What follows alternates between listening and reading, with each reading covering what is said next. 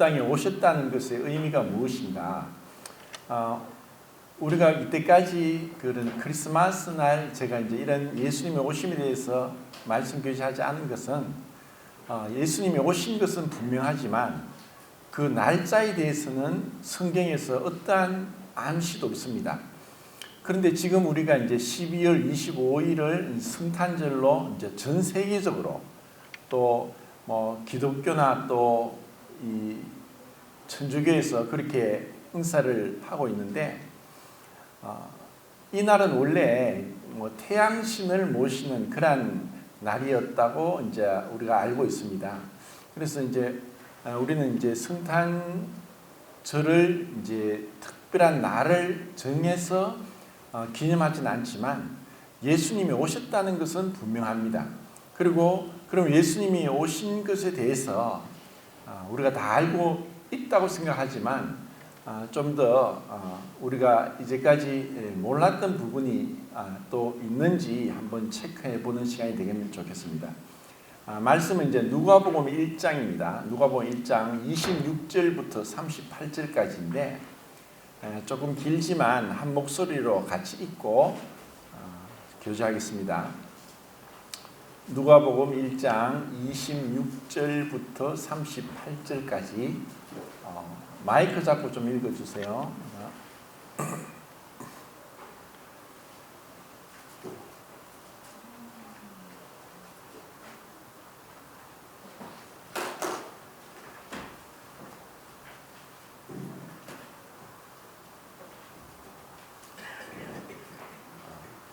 읽겠습니다. 시작. 하나님의 보내심을 받아 유대인이 나타내시라 동네에서 과거에 전서로 교수를 하는 사람과 영한 천주에게 이르니 그 처자의 이름은 마리아라. 그에게 들어가기를 은혜를 받은 자여 평안할지어다. 주께서 너와 함께 하셨다 하니 그러나 그 말을 듣고 오로라 이런 은사가 어찌하는가 생각하매 천사가 이르되 마리아여 소망하지 말라. 네가 하나님께 은혜를 받으리라. 보라 네가 태아할 아들을 낳으리니 그 이름을 예수라 하라.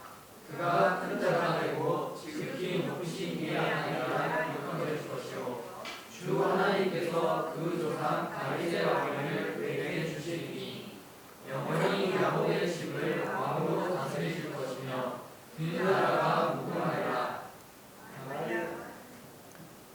38절까지.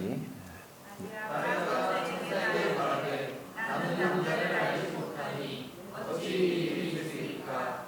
천사가 대답하여 이르되 성령이 내게 임하시고 지극히 높으신 이의 능력이 너를 덮으시리니 이러므로 하셨다 거룩한 이는 하나님의 아들이라 일컬어지리라. 보라 내 친족 엘리사벳도 이로써 아들을 배웠느니라. 본래 임신하지 못한다고 알려진 그가 이미 6달이 되었나니 이제 하나님의 모든 말씀을 능하지 못하심이 없느니라. 마리아가 이르되 주의 이름이니 말씀대로 내게 이루어지리라. 천사가 예, 그 제목은 그 35절에 지극히 높으신 이의 능력이 너를 덮으시리니라는 그 가브리엘의 그 말씀을 가지고 이제 제목을 정해서 교제하겠습니다.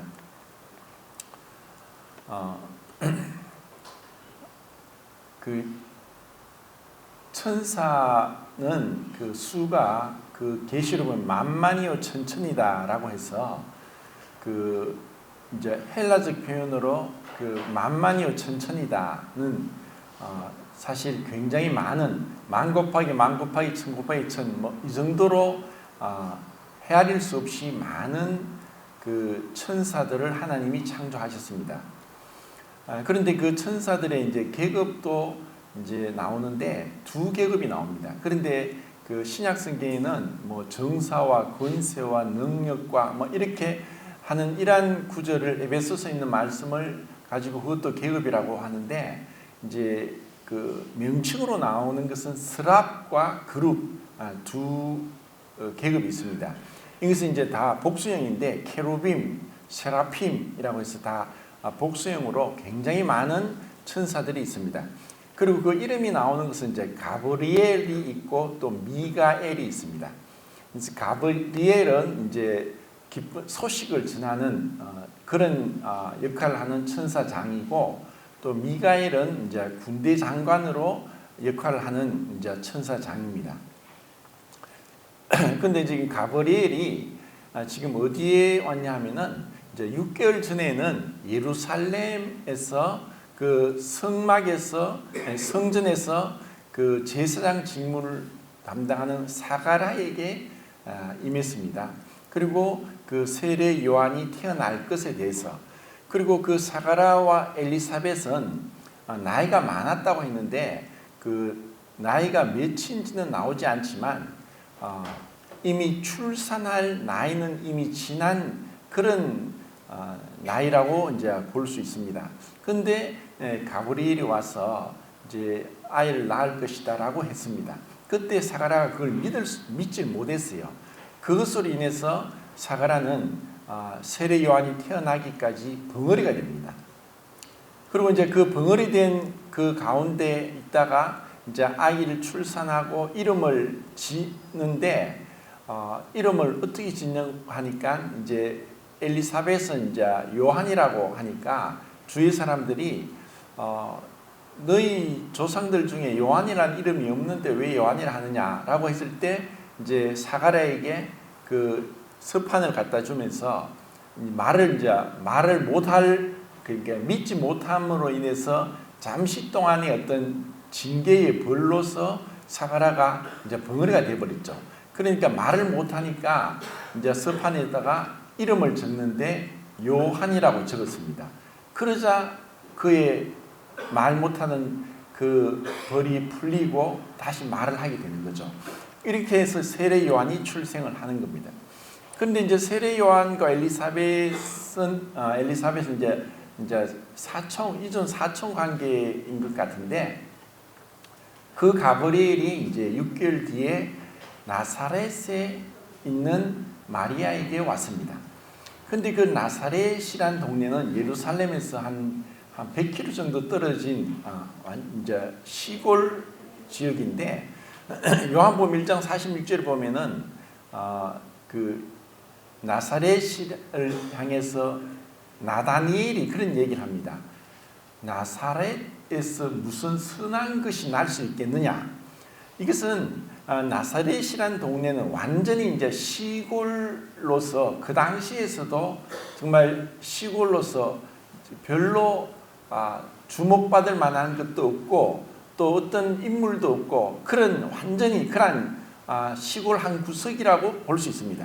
그런데 그 나사렛에 있는 마리아에게 가브리엘이 왔는데, 마리아는 이미 이제 정혼을 했다고 합니다. 이 정혼이라는 것은 이제 유대인들의 결혼 풍습에 있어서 그 결혼하기 전에 이제 우리식으로 막 약혼인데, 약혼보다 좀 더 강한 의미로서 이제 정혼을 하면은 1년 안에 정식 결혼을 합니다. 그러니까 1년 전에 그 정혼을 한 상태였습니다.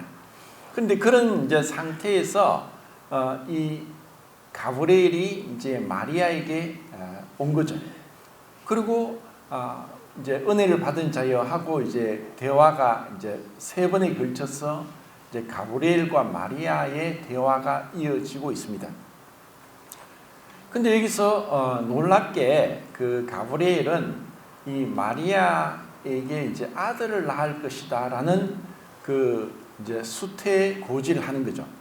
이것을 듣고 마리아가 내가 남자를 알지 못하는데 어떻게 아기를 낳습니까? 라고 또 얘기를 합니다. 그러니까 아직까지 마리아는 그 요셉과 동침하기 전이었습니다. 근데 이런 상황에서 유대인들은 이제 신명기 22장 23절 24절에 보면은 그 정혼한 여자가 정혼한 남자가 아닌 다른 남자와 동침을 하면은 그 두 사람을 다 돌로 쳐 죽이라고 했습니다. 그래서 이것은 그때까지 이제 신명기에서 기록된 말씀이 이때까지 그 당시에 이제 그 유명한 샴마이 학파라고 있는 그 랍비는 이 말씀을 문자 그대로 적용을 해서 돌로 쳐 죽이는 그러한 처벌을 내렸습니다. 그러니까 이것을 알고 있던 그 마리아에게 있어서 이제 이런 그 아이를 낳을 것이라는 얘기를 들었을 때 그는 금방 이 신명기 22장 말씀을 떠올렸을 것입니다. 이것은 아이를 낳는다는 이 소식은 마리아에게는 절대로 기쁜 소식이 될 수 없습니다. 왜냐하면 아무리 아이를 낳는 게 중요한다 할지라도 죽음과는 맞바꿀 수 없지 않습니까? 그 정도로 이런 지금 이 상황은 굉장히 이제 그 목숨이 왔다 갔다 하는 그런 상황이라는 것을 우리가 이해를 해야 됩니다. 이제 이렇게 하나님께서 하신 것은 사실 오늘날과는 굉장히 이제 다른 문화죠. 그러니까 그전에는 혼전성 관계는 죽음을 의미하는 것이라고 할 정도로 굉장히 엄격했습니다. 이렇게 해서 그 하나님께서는 유대인들에게 있어서 이런 어떤 성범죄를 미리 이제 사전에 예방했던 것, 그러면서 그 사회를 유지하게 했습니다. 이제 오늘날과 너무나 다르고 또 이것을 우리는 어떻게 보면은 고리타분하고 또 유대인들에게 이미 시대가 뒤떨어진 것이라고 얘기할지 모르지만 이러한 말씀들은 하나님께서 우리 인간을 창조하셨고 또 우리 인간에게 명령하신 그 율법, 그 법은 우리에게 해가 되는 것이 아니라 우리의 어떤 그 타락한 성정을 볼 때 지극히 우리가 이 그 율법을 이제 지켜서 의롭다함을 받기 위한 것이 아니라 우리의 어떤 생활을 건전하게 하고 그리고 경건하게 살기 위해서는 이러한 그 율법이 참 필요합니다. 그래서 이런 부분은 이제 나중에 또 제가 좀 더 자세하게 말씀을 드리겠습니다. 그렇기 때문에 마리아에게 이런 그 아들 낳을 것이라는 이 그 가브리엘의 그 말씀은 참 놀랍게 그 무서울 정도로 그렇게 받아들여졌을 것입니다. 그런데 마리아는 이러한 그 수태고지를 듣고서 그에게 반응이 어땠느냐?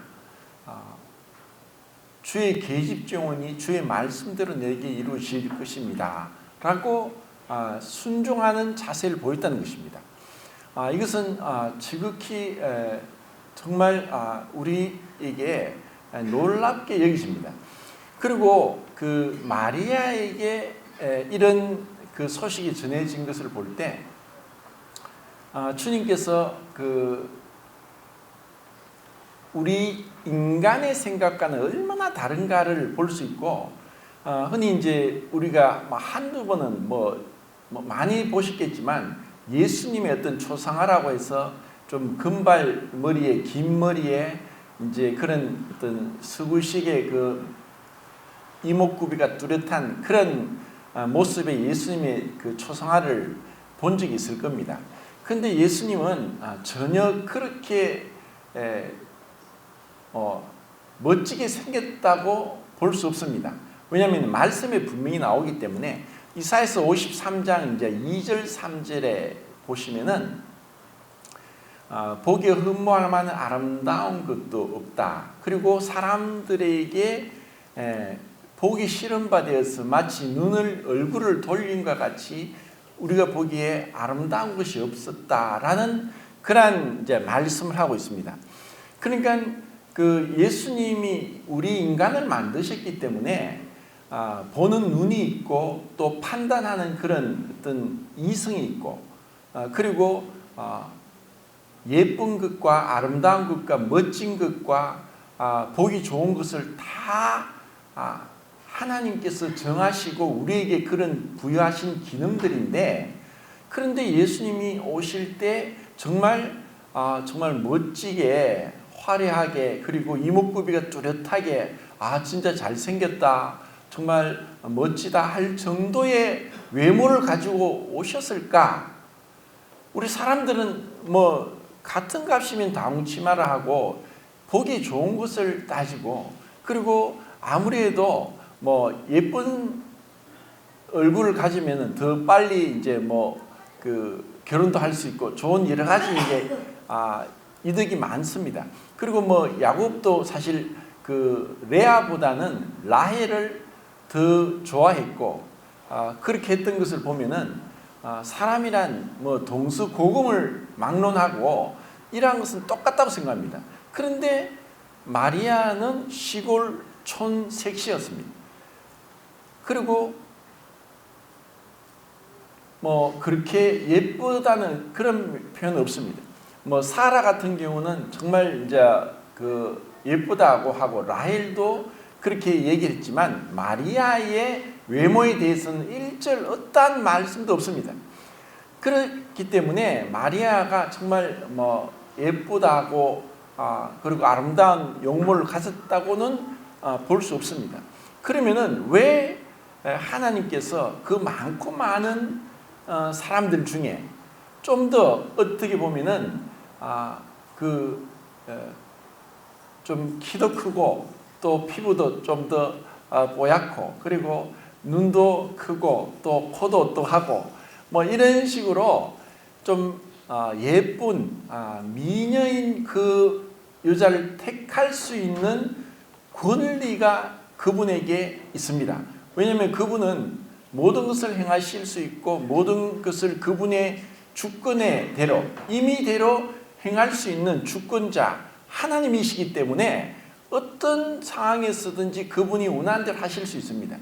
그런데 이러한 외모에 대해서는 전혀 말씀하지 않았다는 것은 그렇게 예쁜 얼굴이라고는 볼 수 없다고 생각을 합니다.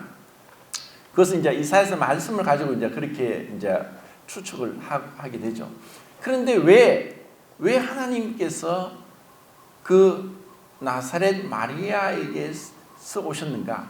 그것은 이제 나사렛에서 이제 나실 것이라는 그 예언과 그리고 유다의 다윗의 집안의 계보를 따르는 그 다윗 이후로 바벨론의 포로로 끌려갈 때까지 14대고 그리고 포로로 끌려가서 이제 다시 그 예수님 나시기까지 14대째, 그러니까 다윗의 28대 후손이기 때문에 그 혈통을 쫓아서 예언대로 유다의 그 지파에서 나실 것이라고 했기 때문에 분명히 이제 마리아를 하나님께서 선택하셨을 것입니다. 그런데 마리아에게는 그런 어떤 외모적인 것보다는 그 마음 중심에 하나님 말씀에 대한 믿음 그리고 참 그 겸손한 그런 모습이 하나님께서 이 마리아를 택하지 않았나 생각을 합니다. 또 구에 보면은 그 사무엘상이죠. 하나님은 우리의 행동을 달아보시느니라. 마치 우리가 이제 저울을 통해서 어떤 물건의 무게를 재듯이 아니면 사람이 이제 체중계에 올라가서 자기 몸무게를 재듯이 하나님은 우리의 행동을 달아보신다고 했습니다. 하나님 앞에서는 그 뭐 시편에도 나오죠. 하나님은 그 말의 힘도 또 사람의 그 다리도 기뻐하지 않는다. 오직 여호와를 경외하는 자를 기뻐하신다라고 하시면서 그 말의 힘이나 말의 힘은 이제 말은 사실 그 우리가 또 지금도 어떤 자동차를 얘기할 때 몇 마력 그런 이야기를 합니다. 뭐 150마력, 200마력 이렇게 얘기하는데 말의 이제 힘을 나타내는 것으로 이제 마력을 얘기합니다. 그런데 말의 힘도 사람의 다리도 기뻐하지 않는다. 가능하면 키가 좀 크면 좋지 않겠는가? 항상 이런 우리 사람들은 외모를 보지만 하나님은 그러한 것으로 하나님 앞에 나올 수 없습니다. 뭐 외모가 뛰어났던 압살롬이나 또 사울 왕 같은 경우는 외모가 굉장히 이제 아름답고 준수하고 뛰어났고 키도 크고 그런 굉장히 좋은 체격 조건을 가지고 있었지만 그들은 하나님 앞에서 분명히 잘못된 그러한 모습이 있었고 그것으로 인해서 정말 그 끝은 비극적으로 끝이 납니다. 압살롬도 그렇고 사울도 그렇고. 그런데 예수님은 이런 그 비천한 그 시골에 또 정말 촌색시 마리아 별 볼 일 없는 그런 보잘것없는 곳에서 그분이 나시는 거예요. 그리고 거기서 말씀이 뭐냐? 성령이 네게 임하시고 지극히 높으신 이의 능력이 너를 덮으시리니. 이 말씀을 우리가 대할 때 참 가슴이 설렙니다. 성령이 네게 임하시고 지극히 높으신 이의 능력이 너를 덮으시리니. 그래서 이 마리아에게 은혜를 받은 자여, 이것이 이제 완료 분사형으로 계속해서 은혜를 받고 있다는 그런 말씀인데, 은혜를 받았다는 것은 뭐냐? 그것은 하나님의 그 무한한 능력을 가지신 그분이 마리아를 생각했고 마리아에게 오셨습니다. 그리고 그렇게 오셔서 처녀 몸에서 나셨게 된 것입니다. 마태복음 이제 1장에 보면은 이제 이런 소식을 이제 마리아가 임신했다는 소식을 그 정혼남인 그 요셉이 들었습니다. 근데 그 요셉이 만약에 악한 사람이다, 아니면은 혈기에 가득 차고 정상적인 남자라면은 어떻게 행동했을까? 당장에 마치 유다가 다말을 끌어내어서 임신했구나 해서 불살라 죽여라고 유다가 다말을 향해서 외쳤던 것처럼 요셉이 마리아를 끌어내서 나와 정혼했는데 동침한 적도 없는데 임신했다고 사람들에게 말해서 돌로 쳐 죽여도 마리아는 꼼짝없이 도망도 갈 수 없고 피할 수도 없고 방어할 대책이 없습니다. 죽을 수밖에 없는 상황입니다.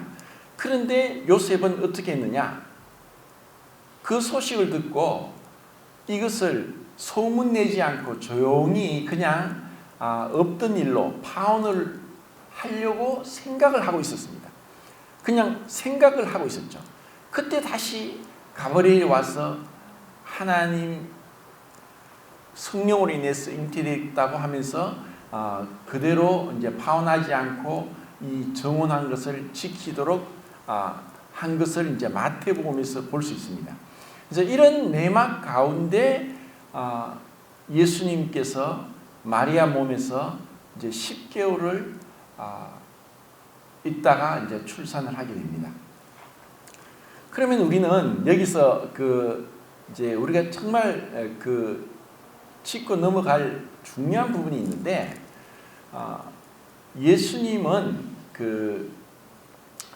어제나 오늘이나 히브리서 13장에 보면 동일하신 분이십니다. 그분은 변함이 없습니다. 그런데 우리 사람은 계속 변하죠. 그런데 그분은 변함이 없다. 그렇다면은 예수님이 이전에 마리아에게서 나기 전과 마리아에게서 나신 예수님의 차이는 무엇인가? 그리고 우리는 이제 구약 성경에서 이제 성육신하기 전에 그리스도에 대해서 성경에 나와 있습니다. 예를 들어서 하갈에게서 나타난, 또 아브라함에게 나타나고 또 여호수아에게 나타난 그런 그 성육신 전의 그리스도 예수님. 그러니까 예수님께서 분명히 이제 아브라함과 대화를 하셨어요. 대화를 하시고 또 식사도 하시고, 그리고 그 창세기 18장에서 대화하시면서 이제 19장에 소돔 고모라 성을 유황불로 멸망하는 심판을 내릴 때 두 천사는 소돔 성으로 들어갔고, 그 가운데 세 사람이 왔는데 한 사람이 아브라함과 기도 가운데 그 아브라함의 그 중보 기도가 나옵니다. 이것은 그 예수님께서 그 성육신 이전의 모습으로 아브라함에 나타나셨다는 겁니다. 그러면 우리는 그때 아브라함에게 나타난 예수님의 얼굴과 지금 마리아에게서 잉태되어서 출산해서 그렇게 성장한 예수님과 똑같은 얼굴일까 하고 이제 의문을 가질 수 있습니다. 근데 이제 그런 것에 대해 성경은 없지만 제가 생각할 때는 똑같은 얼굴이라고 생각합니다. 어떻게 그럴 수 있느냐? 아브라함은 BC 2166년에 출생했습니다. 그리고 그때 창세기 18장에 아브라함에게 그 나타나신 그 예수님은 거의 몇 세냐 99세 가까이 되었죠. 그러니까 그 99세 가까이 되었다고 볼 수 있습니다. 이제 내년에 네가 아들 낳을 것이라 했으니까 99세입니다. 그러면 2000년이란 그런 긴 그 기간이 있습니다. 그리고 이런 것을 아브라함부터 14대 후손이 다윗이고 다윗부터 또 28대 그 후손이 이제 예수님입니다. 그러면 42세대나 되는 이후에 난 그 후손과의 얼굴이 어떻게 같을 수 있는가? 그럴 수 있는 과학적인 증거가 있습니다. 하나님은 시간의 제한을 받지 않는 시간 밖에서 항상 현재인 분입니다. 이것을 창조 6일 동안에 첫째 날 창조한 게 빛입니다. 그런데 빛은 1초에 30만 킬로미터를 갑니다. 그런데 빛의 속도로 날아가면은 어떤 현상이 일어나느냐? 시간이 멈춥니다. 우리는 시간을 속에서 제한되어서 살아가고 있습니다. 하나님은 그분 앞에는 과거, 현재, 미래가 펼쳐져 있습니다. 이것은 이제 이 정도만 얘기하고 더 들어가면 좀 어려울 것 같으니까, 자, 이런 하나님께서 또 이제 38절에 말씀하죠. 하나님에게 넘지 못할 일이 있겠느냐? 그분이 넘지 못할 일이 없어요. 자, 그런데 하나님께서 모든 것이 가능하신 분인데, 그러면 왜 하나님이, 여기서 정확하게 말 성자 하나님입니다. 성자 하나님이 왜 인간이 되시냐 하는 것입니다. 왜 그분이 인간이 되셨느냐? 자, 이제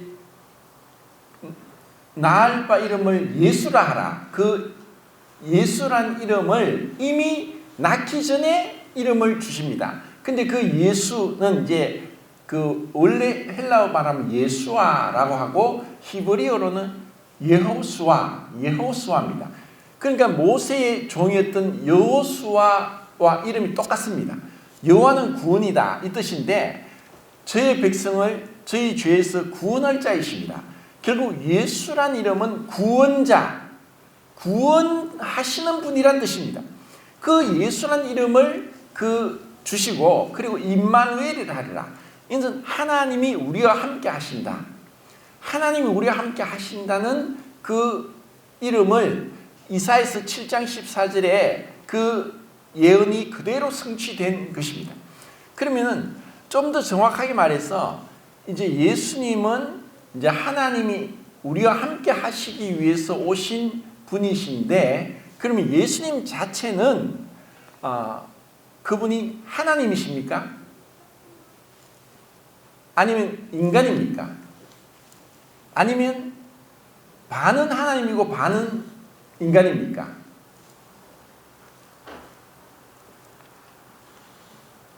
하나님, 예수님은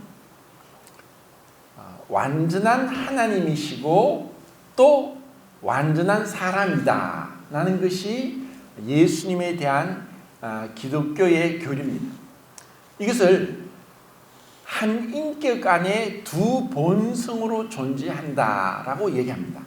이것은 이제 AD 451년도 칼케돈 신조라고 해서 그때 많은 이단들이 예수님이 누군가, 영이시다, 육이시다, 인간이다, 사람이다, 막 또 가연설로 예수님은 잠시 인간의 몸을 입고 십자가에 죽으실 때 떠나가셨다 하고 많은 이단들이 있었는데, 이들과 논쟁을 통해서 나온 그 교리가 바로 이 예수님은 한 인격 안에 두 본성을 가지고 있는데 완전한 하나님이고 완전한 사람이다.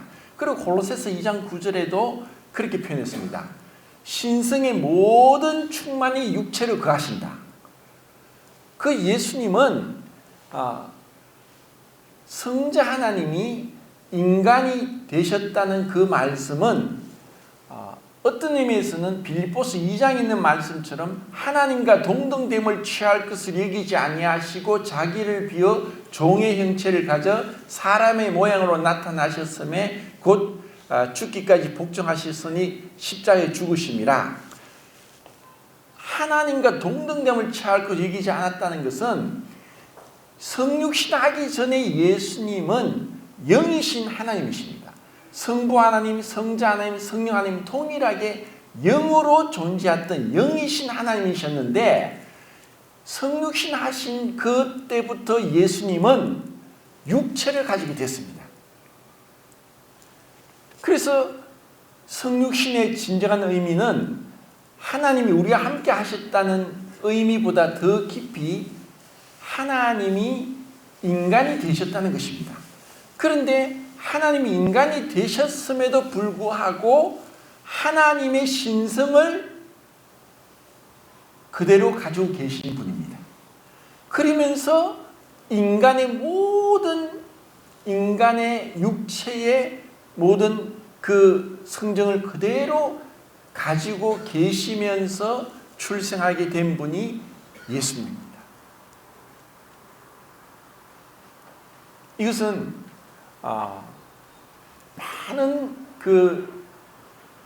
많은 것들을 이제 우리에게 전해주는데, 제가 PPT를 한번 보겠습니다. 제가 이제 보이질 않으니까 제가 처음 이제 화면 읽고 또 넘어가도록 하겠습니다. 자, 같이 읽겠습니다. 시작. 다음. 시작. 예수는 우리 범죄를 위하여 내어 죽으시고 또한 우리를 흑가하심을 위하여 살아나셨느니라. 하나님이 죄를 알지도 못하신 자로 우리를 대신하여 죄를 삼으신 것은 우리로 하여금 저희 안에서 하나님의 의가 되게 하려 하십니다.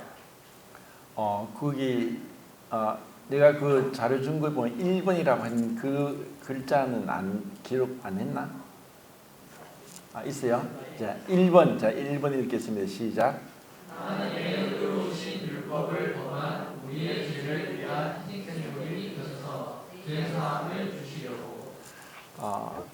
그러면은 예수님이 왜 인간의 몸을 취하셔야 했느냐 하면은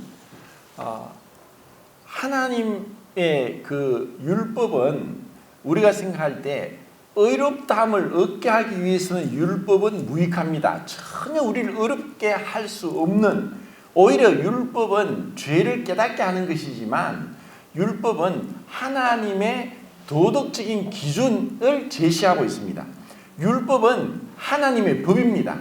그러니까 이 율법은 하나님의 법이고 하나님 나라에 들어갈 수 있는 자격, 조건을 제시하는 것인데, 근데 그 율법을 통해서 보면은 죄를 범한 자는 아까 신명기 22장에 나온 말씀처럼 정혼한 여자가 정혼한 남자가 아닌 다른 남자와 동침하면 돌로 쳐 죽일 것이요 하는 것이 율법입니다.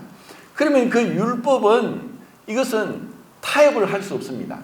그 법은 반드시 지켜야 되고 지키지 못했을 때는 그 말씀대로 돌로 쳐 죽임을 당했던 것입니다.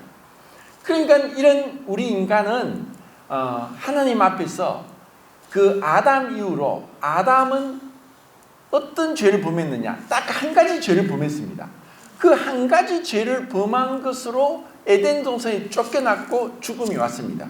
그리고 그 이후에 아담과 동일한 죄를 범하지 않았지만 우리는 그 이후의 사람들은 계속해서 아담이 범한 그 죄보다 더 많은 죄들, 하나님의 법을 계속 불순종하면서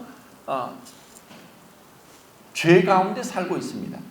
그래서 예수님이 이러한 자를 뭐라고 했냐면 죄 가운데서 출생해서 죄 가운데서 죽는다고 했습니다. 이것이 우리 인류의 운명입니다.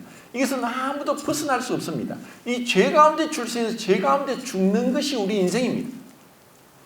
그러면 이런 죄로 인해서 반드시 하나님의 심판이 내려져야 되는데 그 심판을 받기 위한 대속 제물로서 예수님이 인간의 몸을 취하시던 것입니다. 그래서 이 성탄절은 어떤 의미에서는 예수님이 전에는 육신이 없었던 하나님이시고 제한이 없었고 완전한 그 모든 부분에 있어서 부족함이 없는 분이셨지만 인간의 몸을 입었다는 것은 인간의 몸에 제한받고 인간의 연약함을 다 그것을 체험했습니다. 하나님은 그럴 필요도 없고 그러시지도 않아도 되고 그럴 이유가 없습니다. 그런데 그분이 그렇게 인간의 몸을 취했다는 것은 그러기 위해서 예수님이 나심은 우리에게 있어서는 말할 수 없는 기쁨이지만 그분으로 있어서는 정말 이것은 한 가지 이유가 아니고서는 또 아니면 또 다른 이유가 아니고서는 참으로 피하고 싶은 것이었습니다. 왜냐? 한 가지 이유는 아버지의 뜻이고 또 한 가지 이유는 우리를 위해서 우리를 사랑하셔서 갈라디아서 3장 13절에 그리스도께서 저주를 받은 바 되사 율법의 저주에서 우리를 속량하셨습니다. 우리를 위한 대속 제물이 되기 위해서 예수님이 우리의 몸을 입으셨다는 것입니다. 자, 그 다음 읽겠습니다. 시작. 예수는 우리 범죄함을 위하여 내어짐이 되고 또한 우리를 의롭다하심을 위하여 살아나십니다. 하나님이 죄를 알지도 못하신 자로 우리를 대신하여 죄를 삼으신 것은 우리로 하여금 저희 안에서 하나님의 의가 되게 하려 하심입니다. 자, 죄를 알지도 못하신 분이라고 했던 것은 예수님이 출생이 정상적인 우리 모든 사람의 출생은 아버지와 어머니의 관계를 통해서 출생합니다. 그런데 예수님은 처녀 마리아에게서 출생했다고 우리가 읽은 본문에서 분명히 말씀하고 있고 이것은 원시복음이라고 하는 창세기 3장 15절에 아담에게 이미 이 말씀을 하셨습니다. 여자의 후손이라고 했습니다. 여자의 후손이 그 뱀의 후손의 머리를 깨뜨릴 것이다 라는 그 복음을 이미 아담에게 말씀했습니다. 그럼 왜 여자의 후손이냐? 쉽게 예를 들어 가지고 우리가 이제 결혼해서 이제 그 자녀를 낳으면은 그 자녀의 성은 아버지 성을 따릅니다. 그죠? 아버지 성을 따르는데 우리나라는 이제 그렇게 아버지 성을 따르지만 서양도 마찬가지입니다. 그러면은 서양은 결혼하면은 여자가 아버지에게 받은 성을 버리고 남편의 성을 따라서 이름이 바뀌는 거예요. 우리나라는 결혼한다고 해서 여자가 남편 성을 따르지는 않지만 그렇게 하고 그 자녀들은 무조건 아버지 성을 따르는 거죠. 이것은 뭐냐면은 그 자녀가 태어나는 가장 근본적인 것은 이 남자의 그 씨가 아니고서는 자녀가 출생할 수 없다는 것입니다. 그런데 성경에서 여자의 후손, 처녀. 그래서 예수님은 왜 처녀 몸에서 이 남자의 씨, 아담으로부터 물려받은 죄악의 씨를 물려받지 않고 성령이 내게 임하시고 지극히 높으신 이의 능력이 너를 마리아를 덮어서 그를 통해 잉태되게 하신 분입니다. 그래서 그 예수님은 출생이 누구냐? 하나님이십니다. 그런데 하나님은 육체가 없기 때문에 육체를 가지셔야 됐던 이유는 우리를 위한 대속 제물로서 죽으셔야 하기 때문에 육체를 가신 겁니다.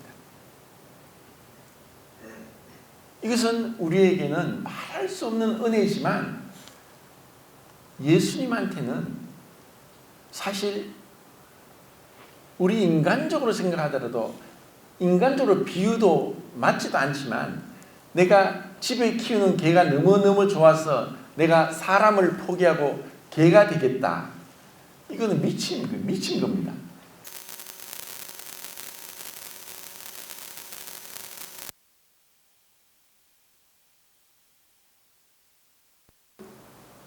처녀 마리아의 몸에서 잉태되고 10개월 동안 있다가 나시기까지 그 무한한 겸손하심, 무한한 인내, 정말 우리를 얼마나 사랑하셨으면은 그분의 사랑은 십자가에서 죽음으로서만 나타난 것이 아니라 이미 그분이 우리를 위해서 하나님 보좌를 떠나서 그 마리아의 몸에 나시면서부터 그분의 사랑은 너무나 분명하게 나타났습니다. 우리가 이것을 진짜 기억하고 마음에 생각할 때 이 성탄절의 의미는 다르게 올 겁니다. 자, 그 다음 보겠습니다. 시간이 없으니까 2번 보겠습니다. 2번 슬라이드. 성자 하나님이 인간이 되신 이유 2번 보겠습니다. 2번 읽겠습니다. 시작. 사망 가운데 내려 벗어나지 못하는 인생을 구원하시려고. 자, 사망은 언제부터 왔느냐? 로마서 5장 12절에 한 사람으로 죄가 세상에 들어오고 그 죄로 인해 사망이 왔다고 했습니다. 그래서 아담 이후로 모든 사람이 죽습니다. 이 사망은 모든 인류의 가장 큰 원수입니다. 이 사망 앞에서는 어떤 부자도 어떤 권력도 어떠한 지혜와 지식도 어떠한 사람의 명예와 권력도 소용이 없습니다. 사망 앞에 모든 게 끝이 납니다. 그 사망을 우리는 이길 수가 없는 거예요. 왜냐? 이 사망보다 우리는 힘이 약하기 때문에. 근데 그 사망을 깨뜨리고 사망의 그 족쇄를 풀 수 있기 위해서 예수님이 인간이 되셨다는 것입니다. 그리고 그분이 부활하신 겁니다. 자, 그 다음 말씀 또 보겠습니다. 그 다음 말씀 시작. 사망이 사람으로 말미암았으니 죽은 자의 부활도 사람으로 말미암는도다. 아담 안에서 모든 사람이 죽은 것 같이 그리스도 안에서 모든 사람이 삶을 얻으리라.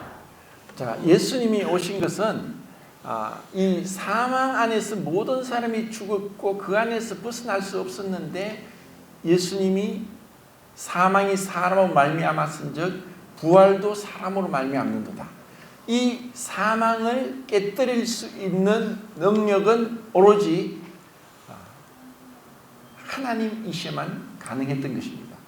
그래서 예수님은 인간이면서 사람인 두 본성을 가지고 계시면서 그 사망 가운데서 부활하신 겁니다. 자, 세 번째 이유를 보겠습니다. 세 번째 이유 시작. 마귀의 일을 멸하시려고. 자, 마귀는 그 사망의 세력을 잡고 있고 그 마귀는 수많은 천사들 중에 가장 뛰어난 천사였습니다. 근데 이것이 이제 이사야서 14장과 에스겔서 28장에 보면은 정말 그 수많은 천사들 중에서 가장 아름답고 가장 능력이 많았던 최고의 권력을 가지고 있는 천사장이었는데 그가 루시엘이라고도 얘기를 하고 그래서 그가 타락하면서 루시퍼라는 이름을 가졌다. 계명성이라는 이름을 가졌다고 하는데 성경에 나오지는 않습니다. 그냥 그 유대인 전승으로 하는 말인데 그 루시퍼가 된 그 하나님 자기가 봤을 때 그 수많은 천사들 중에 자기보다 아름답고 능력이 있는 자가 없어요. 그런데 딱 한 분이 있었죠. 그분이 하나님인 거예요. 그러니까 이 루시엘이 내가 하나님 자리에 올라가겠다. 내가 하나님과 비기겠다. 내가 하나님 자리에 올라가서 내가 그 자리에 올라가겠다고 그렇게 해서 죄가 시작이 되었습니다. 그 사망의 세력을 가지고 결국 이 땅에서 아담에게서 하나님의 그 권위의 질서를 무너뜨리고 아담에게 부여받은 모든 이 땅에 대한 다스림의 권리를 빼앗아갔습니다. 그런데 우리는 그 루시퍼와 비교가 안 될 정도 게임이 안 됩니다. 아이와 어른과의 싸움도 아닙니다. 어른이 잘못해서 아이한테 질 수도 있어요. 그런데 이 루시퍼는 욥기에서 보면은 이 사단의 능력이 나옵니다. 이 사단이 이방 민족을 일으켜서 욥을 습격의 전쟁을 일으키고 폭풍이 일어나게 하고 그리고 사람을 죽게 하고 그리고 욥의 몸에 욕창이 나게 하고 이 모든 것이 사단이 할 수 있는 능력이었습니다. 그리고 그런 그 사단보다 더 못한 능력을 가진 천사들도 계시록을 보면 어마어마한 그 일곱인 나팔 대접을 부으면서 재앙을 불러옵니다. 그리고 또 열왕기하에 보면은 그 아람구사 18만 5천 명을 한 칼에 그냥 죽일 수 있는 능력을 가지고 있는 천사입니다. 그런데 그 수많은 천사들 중에 가장 뛰어난 능력을 가진 이 사단을 우리 인간은 절대로 못 이깁니다. 우리 눈에도 보이지 않습니다. 죽지도 않습니다. 늙지도 않습니다. 육체가 없습니다. 이런 사단을 우리가 어떻게 이깁니까? 사단을 이길 수 있는 분은 하나님밖에 없습니다. 그런데 하나님이 인간이 되셔서 인간이 아담이 에덴 동산에 빼앗긴 것을 예수님이 그 광야에서 시험을 통과하시고 이미 마귀를 이겼습니다. 3번의 시험을 사단이 하죠. 근데 예수님이 이미 사단의 3가지 시험을 다 이기고 그분은 부활하심으로 사망의 세력을 잡은 자 마귀를 없이 하십니다. 자, 두 군데 말씀이 있는데 그 뒤에 말씀 또 보겠습니다. 시작. 자녀들은 혈육에 속하였으며 그도 또한 한 모양으로 혈육에 속하심은 사망으로 말미암아 사망의 세력을 잡은 자 곧 마귀를 없이 하시며. 또 한 구절 더 보겠습니다. 그 말씀 요한일서 3장 8절 말씀입니까? 시작. 죄를 짓는 자는 마귀에게 속하나니 마귀는 처음부터 범죄함이니라.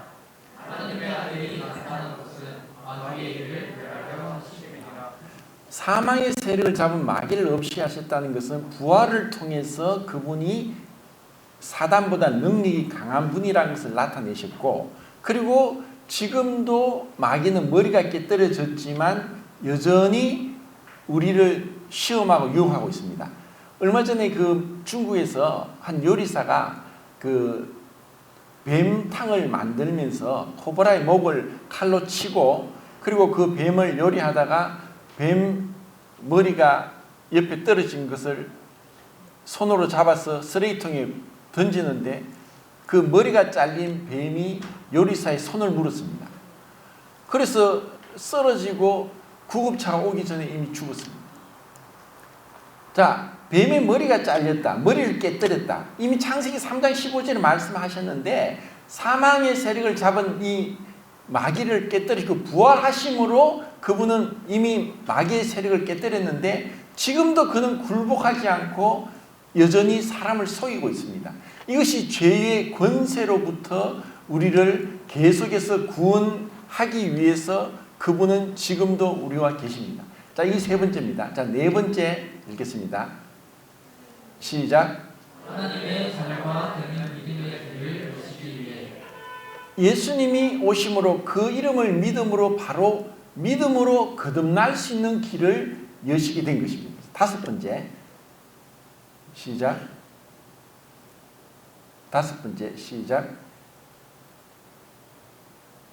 하나님의 도덕적인 기준인 율법을 외울 수 있게 하고 성령을 주시려고. 율법은 이제 마침이 되신 그리스도가 율법의 마침이 되셨는데 이제 율법은 더 이상 우리에게 필요가 없느냐? 그렇지 않습니다. 우리의 육신으로는 율법을 지킬 수 없지만 우리에게 성령을 주셔서 육신을 따르지 않고 그 영을 따라 행하는 자에게 율법의 요구가 이루어지게 하려 하심이라 라는 로마서 8장 3절 말씀이 있습니다. 결국 율법의 요구가 이루어지도록 성령을 우리에게 주신 것입니다. 그것이 주님께서 우리에게 이 어마어마한 능력을 주신 것입니다. 그럼 율법의 요구가 무엇입니까? 율법의 말하는 요구, 그것이 사랑입니다. 그래서 그 사랑은 우리의 힘으로 하는 것이 아니라 성령을 쫓아 행함으로 성령의 인도를 받고 성령의 지배를 받는 가운데 우리가 율법의 요구인 사랑을 이루어지게 하는 것입니다. 자, 6번째 시작. 6번째 시작. 우리에게 하나님의 원하시는 본이 되셔서 그 가치를 따르게 하려고. 예수님이 육신을 입고 오셔서 정확하게 우리에게 본을 보여주셨습니다. 예수님이 우리에게 정확한 본입니다. 그리고 7번째 시작. 우리를 치유하시고 저희 제사장으로서 강구하시고. 자, 예수님은 이제 인간의 본성을 가지고 계시기 때문에 우리의 모든 것을 채울, 동정하시고 우리의 형편을 압니다. 그러니까 우리의 형편을 다 아니까 하나님 앞에 우리를 위해 지금도 기도하고 계십니다. 로마서 8장 34절이죠. 우리를 위해서 기도하시는 거예요. 그리고 그분은 하나님이십니다. 그러니까 하나님으로서 하나님의 그 모든 뜻을 우리 인간에게 보여주실 수 있는 거예요. 이분이 예수님인 거예요. 그분은 영원한 대제사장입니다. 예수님을 통해서 우리는 지금도 기도하고 있고 그분의 능력으로 우리는 이 죄의 권세를 이겨나가고 있고 마귀를 물리칠 수 있고 그리고 그 예수님의 그 능력으로 주신 능력으로 그분의 삶을 본받아서 살아가고 있는 것입니다. 이것이 놀라운 성육신의 의미를 이제 7가지로 살펴봤습니다. 시간이 다 돼서 이상으로 마치겠습니다.